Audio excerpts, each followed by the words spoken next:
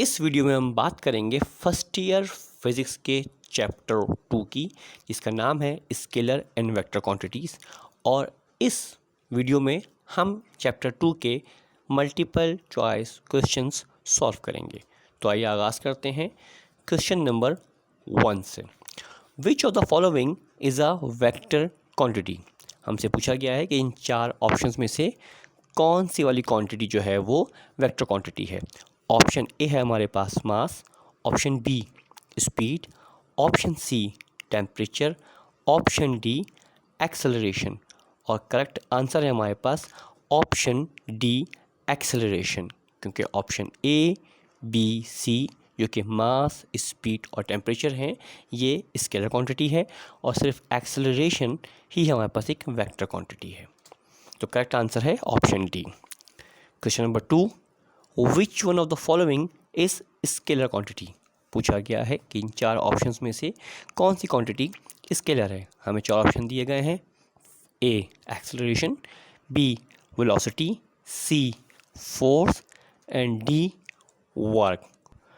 और correct answer है हमारे पास ऑप्शन डी वर्क, क्योंकि option A acceleration, option B velocity and option C force, ये तीनों के तीनों वेक्टर क्वांटिटी हैं और सिर्फ वर्क जो है वो स्केलर क्वांटिटी है।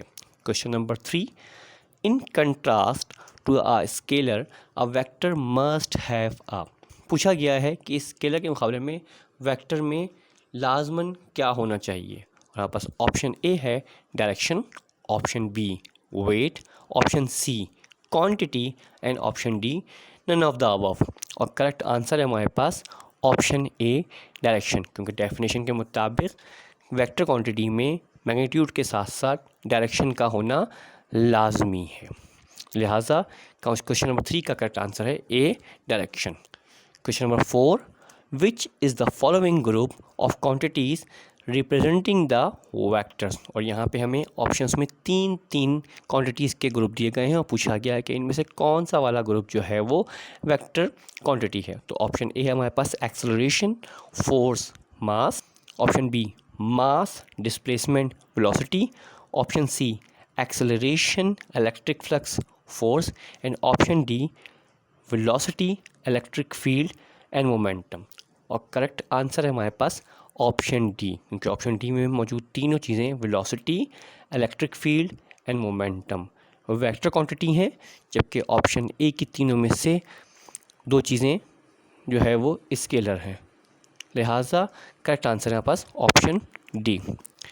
नेक्स्ट क्वेश्चन देखते हैं। Question number 5, the following physical quantities are called vectors. और पूछा गया है हमारे पास कि इनमें से कौन सी फिजिकल क्वांटिटीज़ जो हैं वो वेक्टर्स हैं। ऑप्शन ए है हमारे पास time and mass, option B temperature and density, option C force and displacement, option D length and volume. और हमारे पास वेक्टर क्वांटिटी के लिए करेक्ट आंसर है option C force and displacement, क्योंकि टाइम और मास ऑप्शन ए के दोनों की दोनों स्केलर क्वांटिटीज़ हैं, temperature and density option B के स्केलर क्वांटिटी हैं, जबकि ऑप्शन डी के लेंथ एंड वॉल्यूम भी स्केलर क्वांटिटी हैं। So correct answer is option C force and displacement are the vector quantity. Next question solve करते हैं। Question number 6, vectors are physical quantities which are completely specified by. पूछा गया है कि vector quantity को completely कैसे specify किया जाता है। इसके लिए ऑप्शंस हैं हमारे पास, option A magnitude only, option B direction only, option C magnitude and direction only and option D A and B. और हम ये बात जानते हैं कि किसी भी वेक्टर को डिफाइन करने के लिए मैग्नीट्यूड एंड डायरेक्शन दोनों का बताना लाजमी होता है। लिहाजा करेक्ट आंसर है हमारे पास option C magnitude and direction only. Next question solve करते हैं। Question number 7, scalar quantities have. पूछा गया है कि स्केलर क्वांटिटीज़ में क्या होता है। इसके लिए ऑप्शन ए है only magnitude, option B only direction, option C both magnitudes, option D none of these. और करेक्ट आंसर है हमारे पास option A only magnitudes. Question number 8 है हमारे पास, a vector in space has component. पूछा गया है कि एक वेक्टर जो कि स्पेस में होगा उसके कितने कंपोनेंट होंगे।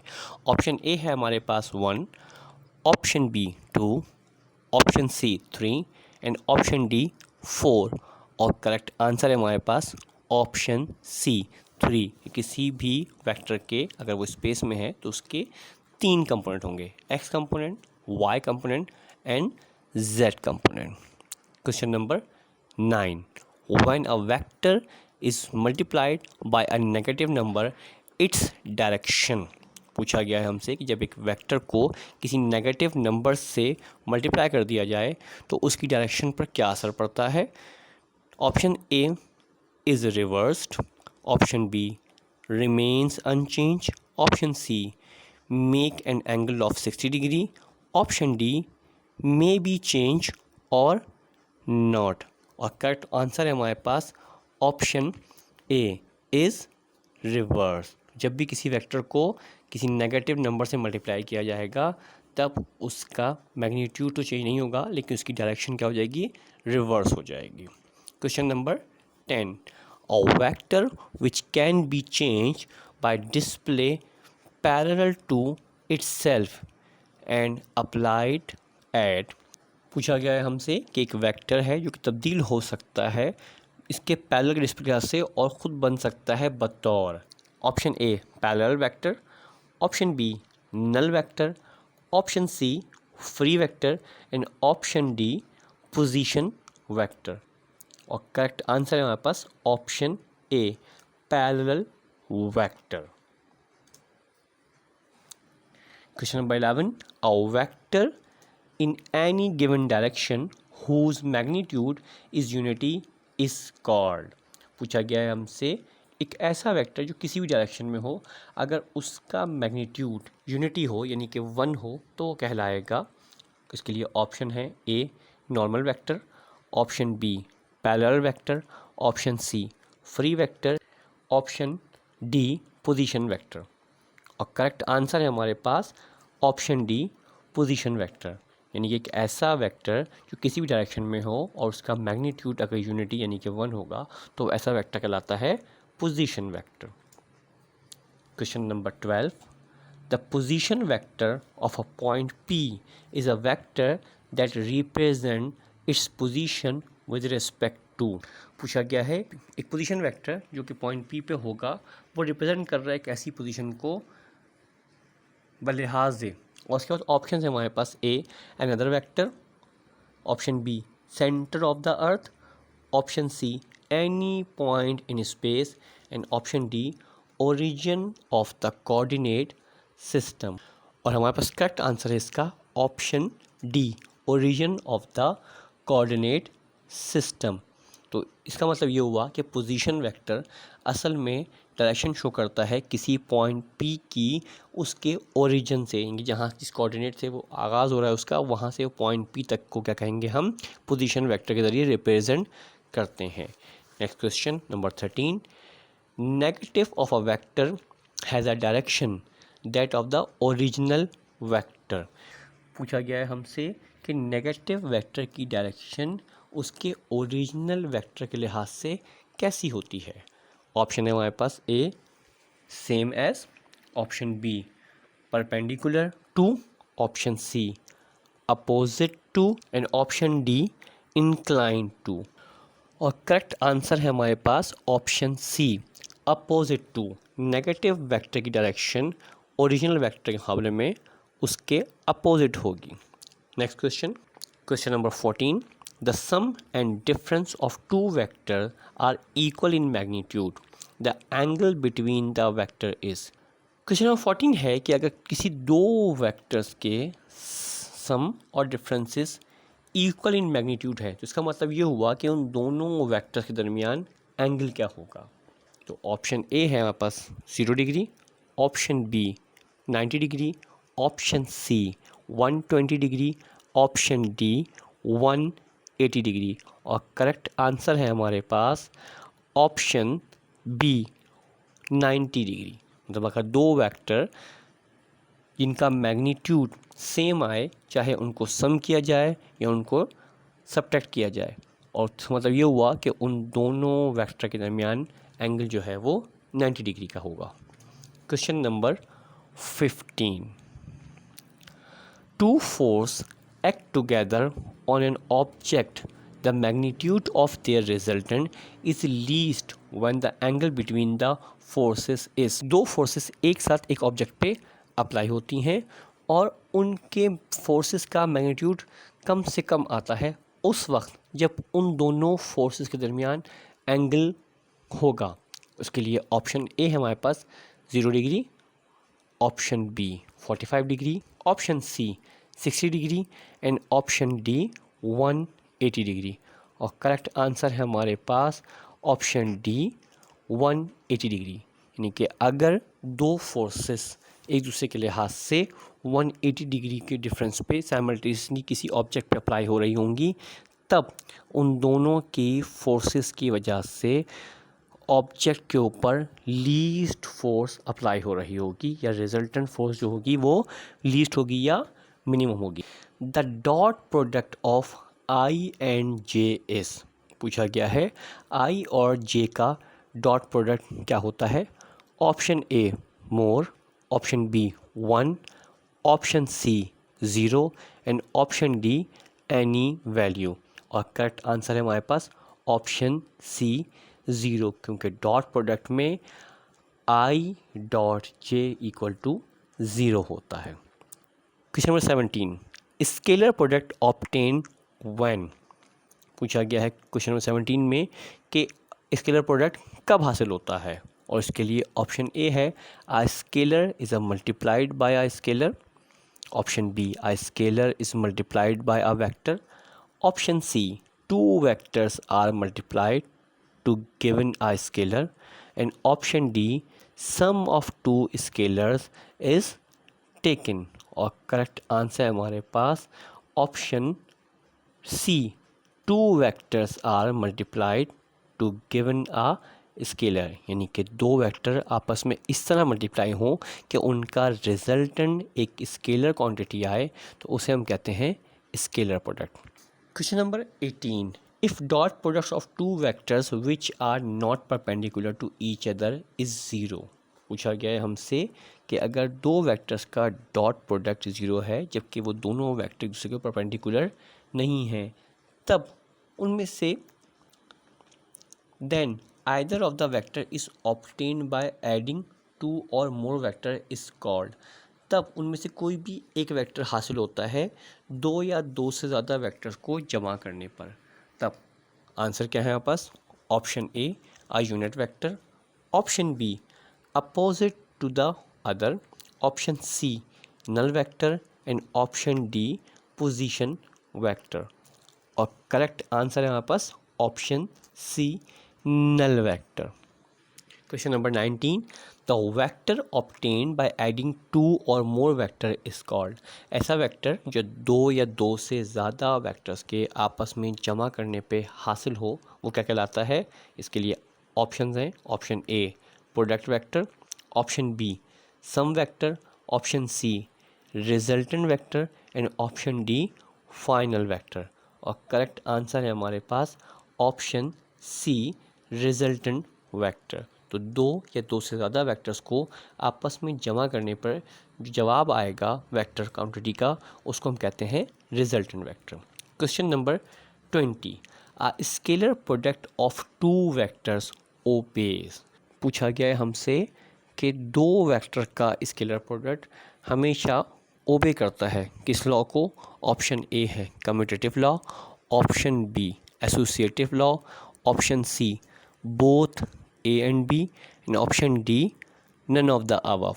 और करेक्ट आंसर है हमारे पास option C, means two vectors का स्केलर प्रोडक्ट फॉलो करता है कम्यूटेटिव लॉ को भी और एसोसिएटिव लॉ को भी। तो करेक्ट आंसर है हमारे पास option C both A and B. Next question 21। If the angle between the two vector is 0 degree then there, पूछा गया है कि अगर दो वेक्टर्स के दरमियान एंगल 0 डिग्री हो तब क्या होगा? Option A dot product is zero, option B cross product is zero, option C either dot और cross product is zero, option D both dot and cross product is zero.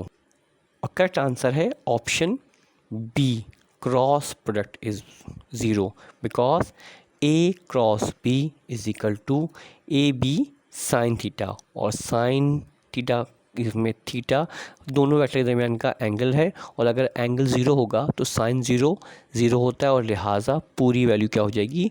Zero के बराबर हो जाएगी। Cross product zero होगा अगर दो angle के दरमियान एंगल 0 डिग्री है। Question number 22, K cross I is equal to option number A J, option B minus J, option C K and option D minus के। और करेक्ट आंसर है हमारे पास ऑप्शन ए जे, क्योंकि आई क्रॉस जे के होता है, जे क्रॉस के आई होता है, एंड के क्रॉस आई जे होता है। सो correct answer is option A J. Question number 23, if two vectors lie in a xy plane then their cross product lines। पूछा गया है अगर एक xy प्लेन पे दो वेक्टर हैं और वो आपस में उनका क्रॉस प्रोडक्ट निकाला जाएगा तो रिजल्टेंट वेक्टर के प्रोडक्ट वेक्टर का जो है वो किस लाइन पे होगा? Option A in the same plane, option B adjacent plane, option C along perpendicular that plane, and option D parallel to that plane, and correct answer is option C, perpendicular to that plane. Next question, question number 24. Two forces on 8 Newton and 6 Newton are acting simultaneously at right angle at the resultant force will be। पूछा गया है हमसे दो forces, एक की value है 8 Newton and second है 6 Newton, और वो दोनों साइमल्टेनियसली अप्लाई कर रही हैं एक ऑब्जेक्ट के ऊपर और उनके दरमियान राइट एंगल बन रहा है। तो रिजल्टेंट फोर्स क्या होगी? ऑप्शन ए है आपस 14 newton, option B 2 newton, option C 10 newton, and option D 12 newton. और करेक्ट आंसर है हमारे पास option C 10 newton. Question number 25, when two equal forces F and F make an angle 180 degree with each other, the magnitude of their resultant is। से पूछा गया है दो equal forces हैं, दोनों का मैग्नीट्यूड सेम है F एंड F, और दोनों के दरमियान एंगल 180 डिग्री का है और वो अप्लाई हो रही है एक ऑब्जेक्ट के ऊपर। तो पूछा गया है कि इनका रिजल्टेंट फोर्स क्या होगी? ऑप्शन ए है हमारे पास F, option B 0, option C 2F, and option D 0.5F, and correct answer is option B 0, क्योंकि दोनों फोर्सेस अगर मैग्नीट्यूड में इक्वल है और 180 डिग्री का मतलब ये है कि डायरेक्शन में अपोजिट है तो एक दूसरे को नलीफाई या कैंसिल कर देंगी, लिहाजा रिजल्टेंट फोर्स जो है वो 0 होगी। Question number 26, the resultant of a 3 Newton and 4 Newton forces acting simultaneously on and at right angle to each other is in Newton। पूछा गया है कि दो फोर्सेस हैं, एक 3 न्यूटन की है और एक 4 न्यूटन की है, और दोनों एक दूसरे के ऊपर साइमल्टेनियसली अप्लाई हो रही हैं और एंगल है उनका राइट एंगल। बताइए रिजल्टेंट वैल्यू क्या होगी न्यूटन में? ऑप्शन ए है हमारे पास 0, option B 1, option C 3.5, and option D है हमारे पास 5, और करेक्ट आंसर है हमारे पास ऑप्शन डी यानी कि 5 न्यूटन। क्वेश्चन नंबर 27, एक्सप्रेशन दी हुई है 6i + 4j - k dot 4i + 2j - 2k equal to. पूछा गया हमसे 6i + 4j - k का डॉट प्रोडक्ट निकालें 4i + 2j - 2k के साथ।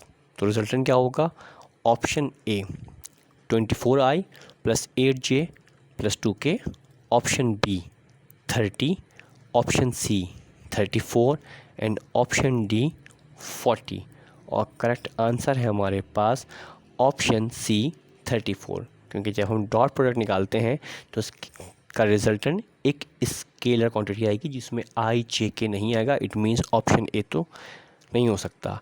फिर जहाँ तक ऑप्शन बी सी डी का सवाल है तो I dot I equal to 1 होता है, J dot J equal to 1, जबकि के डॉट के इक्वल टू 1 होता है।